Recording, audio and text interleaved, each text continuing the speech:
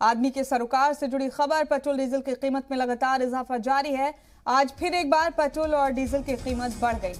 Petrol diesel की कीमतों में 80 पैसे और बढ़ा दिए गए हैं। दिल्ली में पेट्रोल की कीमत अब 98 रुपये 61 पैसे फी लीटर और डीजल की कीमत 89 रुपये 87 पैसे फी लीटर हो गई है। 5 दिन में 3 रुपये 20 पैसे की कीमत बढ़ी है पेट्रोल डीजल पर। तो ये बड़ा अपडेट आपको पेट्रोल डीजल की कीमतों के हवाले से दे रहे हैं। मुसलसल कीमतों में इजाफा जारी है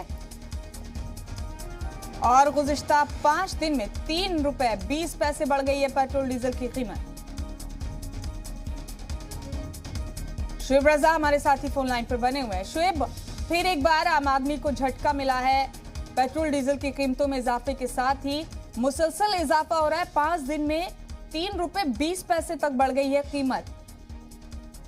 बिल्कुल, देखिए मुमताज, चुनाव के बाद से एक अंदाजा तो था कि महंगाई लगातार बढ़ेगी, जो कीमतें हैं वो बढ़ेगी और वो बढ़ भी रही है। यकीनन अगर देखें कि शनिवार आज की बात करें तो 80 पैसे लीटर फिर से पेट्रोल डीजल के दाम बढ़े हैं। दिल्ली में पेट्रोल की जो कीमत है वो 98.6 और डीजल की जो कीमत है वो 89.87 है।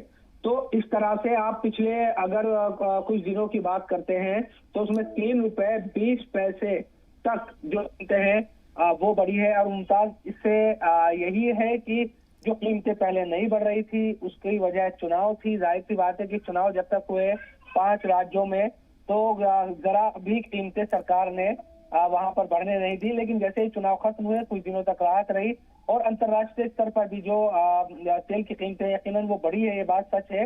लेकिन चुनाव की वजह से उस वक्त कीमतें नहीं बढ़ रही थी उसके बावजूद भी। लेकिन अब जैसे जैसे दिन गुजर रहे हैं, रोजाना हम देखते हैं, सिर्फ सुबह उठते हैं तो पेट्रोल डीजल की जो कीमतें बढ़ी हुई मिलती है और आम लोगों को इससे परेशानी होती है।